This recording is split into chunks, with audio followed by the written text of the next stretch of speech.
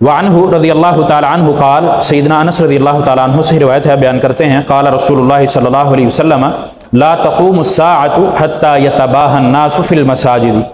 آپ علیہ الصلوۃ والسلام نے فرمایا کہ قیامت اس وقت تک نہیں آئے گی جب تک لوگ اپنی مساجد پر فخر نہیں کریں گے۔ یتباہى الناس، یتباہى الناس کہتے ہیں کہ تعمیر پر ایک دوسرے کے مقابلہ بازی کرنا، خوبصورتی پر، نقش و نگار پر، ڈیزائن پر،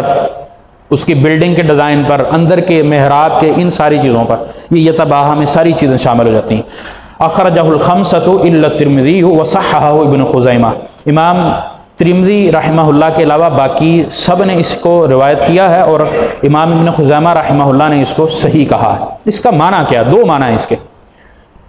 مسجد کو صاف ستھرا رکھنا یہ الگ چیز ہے، مسجد کی تعمیر و آرائش و زیبائش کرنا یہ الگ چیز ہے۔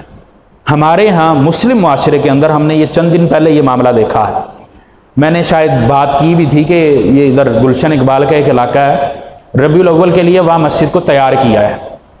لائٹنگ کی گئی ہے۔ مسجد کے اندر نمازی ہیں نہیں ہیں اس پر بحث نہیں، مسجد کی لائٹنگ کی گئی ہے، اور مسجد کے ارد گرد کی گلیوں پر بھی بلب لگائے ہیں۔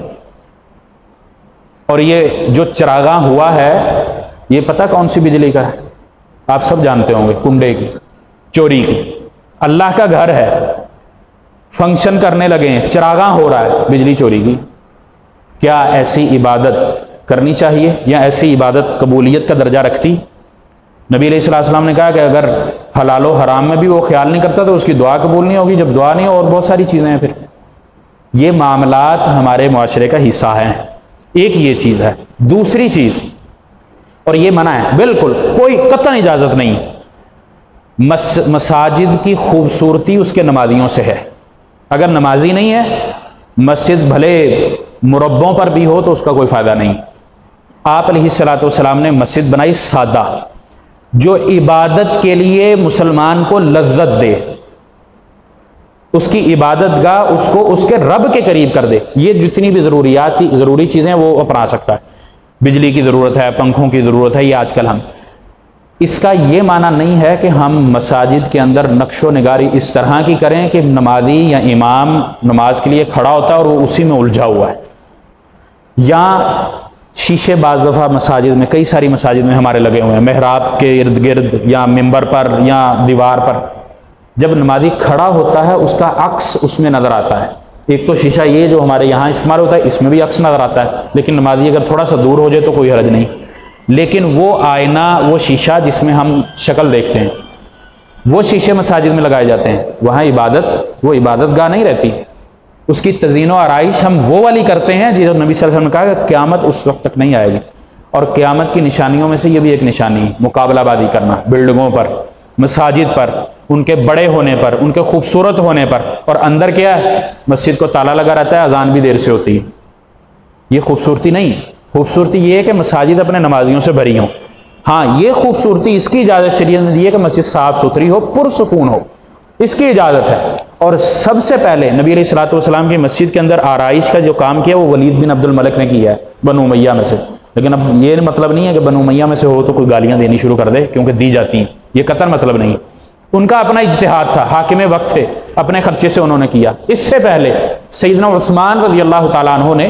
مسجد کو بڑا بھی کیا اور نقش بھی بنوائے، نام لکھوائے، وہ اس طرح کے نقش نہیں۔ آج مسجد نبوی، پرانی مسجد نبوی جو ہے، اس کے اندر ہم وہ تحریر دیکھ سکتے ہیں، عربی رسم الخط میں وہ موجود ہے، خوبصورت لگتے ہیں۔ وہ اس زمرے میں نہیں آتا جو بندے کی نماز کو خراب کرے۔ اور سیدنا عثمان رضی اللہ تعالیٰ عنہ،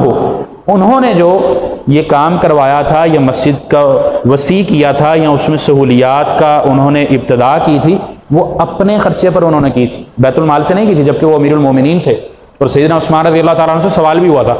کہ آپ بیت المال سے، کہتے بیت المال، اللہ کے گھر پر بیت المال سے کیوں؟ عثمان کا مال نہیں؟ سیدنا عثمان، اور یہ جگہ عثمان نہیں خریدی تھی، ابو بکر نے خریدی تھی، اور عثمان نے جو وسیع کرنے کے لیے جگہ لی تھی وہ سیدنا عثمان نے لی تھی، میدان تھا مسجد نبوی کے ساتھ والا۔ تو سیدنا عثمان رضی اللہ تعالیٰ عنہ امیر المومنین ہونے کے باوجود بیت المال سے نہیں لگا رہے، اپنی جیب سے لگا رہے ہیں، اور وہ اس لیے کہ مسجد میں جگہ کم ہے، اور پھر دیگر جو ضروریات اس وقت ان کے زمانے میں ہو گئی تھی انہوں نے اپنائی۔ لیکن مزید آرائش اور تزئین کا جو سیر ہے وہ ولید بن عبد الملک ہے، اور اس کے بعد پھر وسیع ہوتی گئی، فرش لگے، پتھر باہر سے آنے لگے، انسانوں کو جو مسلمان وہاں جمع ہوتے ہیں ان کی سہولیات کے لیے یہ سارے کام ہونے لگے یہ، اور پھر مسجد کی صفائی سے ان سب چیزوں کا تعلق ہے، یا یوں کہہ لیں کہ جدید دور کی سہولیات سے فائدہ اٹھانے کا اس حد تک یہ جائز، لیکن اس سے بڑھ کر چراغاں کرنا، نقش و نگار کرنا، اس قسم کی ٹائلیں یا اس قسم کے شیشے کو استعمال کرنا جو عبادات کے اندر خلل پیدا کرتا ہے، یہ ساری منع ہے، یا اس کی بلڈنگ اس طرح کی کھڑی کرنا، اس کا سٹرکچر اس طرح کا بنانا جو بڑا مثالی نمونہ ہے، لوگ دیکھنے کے لیے آ جائیں، وہ پھر مسجد نہیں رہتی۔ میں آپ کو اس کی ایک مثال دوں، گستاخی نہ ہو جائے، ہمارے فیصل مسجد اس کا خوبصورت ڈیزائن ہے، لیکن آپ اسلام آباد جائیں یا ابھی گوگل کر لیں، یوٹیوب پر دیکھ لیں، لوگ اتنے نماز پڑھنے نہیں جاتے جتنے اس کو دیکھنے جاتے ہیں، اس کے ارد گرد کے گراؤنڈ میں بیٹھ کے پکنک مناتے ہیں۔ آپ تجربہ کر لیں، میری بات پہ یقین نہ کریں، وہ مسجد نہیں رہتی۔ پھر مسجد اس حد تک کی ہے جب تک عبادت ہے، جمعہ ہے، نماز ہے، اعتکاف ہے، دیگر مسجد کے جتنے بھی معاملات ہیں وہ وہاں تک ہیں، اس سے ہٹ کر کوئی بھی مقصد اس کے ساتھ ہو گیا وہ مسجد نہیں رہتی، وہ پھر نہ آداب ہے نہ وہ عبادت گاہ ہے، وہ ساری چیزیں پھر بدل جاتی ہیں۔ تو اس چیز کا بھی خیال رکھنا ہے، ہمیں قیامت کی علامات میں سے اپنے آپ کو علامت نہیں بننے دینا۔ لا تقوم الساعہ، نبی صلی اللہ علیہ وسلم یہ واضح فرما دیے، اس وقت تک قیامت نہیں کھڑی ہوگی جب تک مساجد کے ساتھ یہ معاملہ ہو جائے۔ تو اپنی مساجد کا بھی ہم نے یہ خیال کرنا ہے، اور اگر کوئی اس طرح کا کام کرتا ہے تو اس کو بھی سمجھانا ہے، سمجھانے کی حد تک ٹھیک ہے، زور زبردستی نہیں ہے، کیونکہ نہ ہم کر سکتے ہیں۔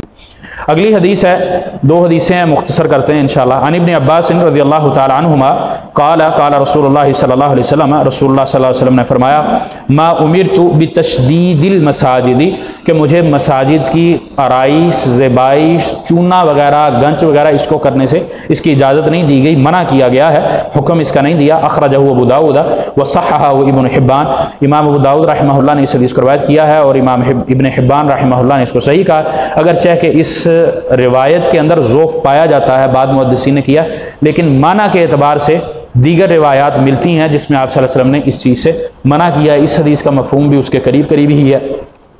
رنگ کرنا یا ایسے شوخ رنگ کرنا جو کوئی اور چیز، کوئی اور اس کو بنا دیں، ہاں ضرورت کے تحت اس کو ہم کر سکتے ہیں، جیسے عام طور پہ اگر مسجد کو چونا یا رنگ نہ کیا جائے تو وہاں کیڑے مکوڑے بہت آتے ہیں، اس حد تک ٹھیک ہے، یا مسجد کے اندر اس کی خوبصورتی کے اتنا اضافہ کر دیں کہ اس کی در و دیوار صاف رہیں،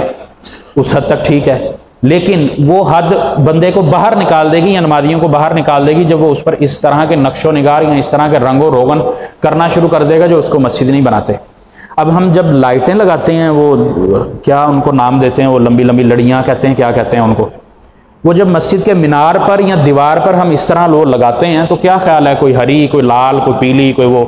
جل رہی ہے، بجھ رہی ہے، وہ ایک دوسرے کے پیچھے لائٹیں بھاگ رہی ہیں، جہاں یہ اسراف ہے، بجلی کا ضیاع ہے، وہاں مسجد کے آداب کے بھی خلاف ہے۔ یہ مسجد کی خوبصورتی کے اندر نہیں، مسجد کی خوبصورتی سادگی میں، اور سادگی میں جتنی خوبصورتی اتنی کسی بھی چیز میں نہیں۔ ہاں اپنی عبادت کو آپ جتنا خوبصورت کر سکتے ہیں کریں، اس کا کیا طریقہ ہے کہ خشوع و خضوع اس کے اندر ہو، تو یہ بھی حدیث اسی کے ہم معنی ہی ہے۔ باقی اس حدیث میں جو سبب ہے ضعیف کہنے کا، شیخ زبیر علی ضعیف رحمہ اللہ انہوں نے ضعیف کہا، وہ سفیان ثوری رحمہ اللہ ان کی تدلیس کی وجہ، انہوں نے عن سے یہ روایت کی اور وہ مدلس راوی ہیں، اس کی وجہ سے انہوں نے ضعف کہا۔ باقی محدثین نے اس کو صحیح بھی کہا، حسن بھی کہا، دیگر شواہد کی بنیاد پر، تو یہ حدیث انشاءاللہ صحیح ہے۔